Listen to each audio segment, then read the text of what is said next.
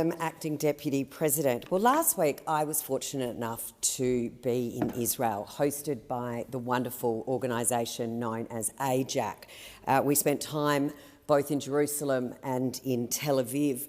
But what was potentially one of the most eye-opening parts of the trip that we did was a visit to Ramallah.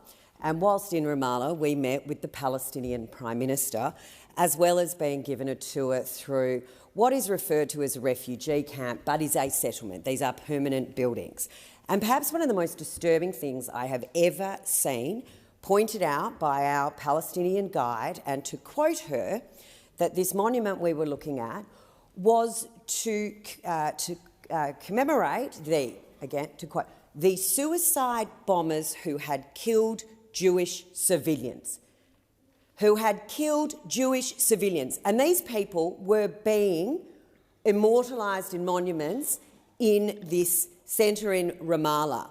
Now, when I spoke to the Prime Minister of Palestine from the PA in his office about this and how by immortalising these people, by not even adhering to the basic principles of the rule of war, by actively killing civilians, how could they ever expect a conversation?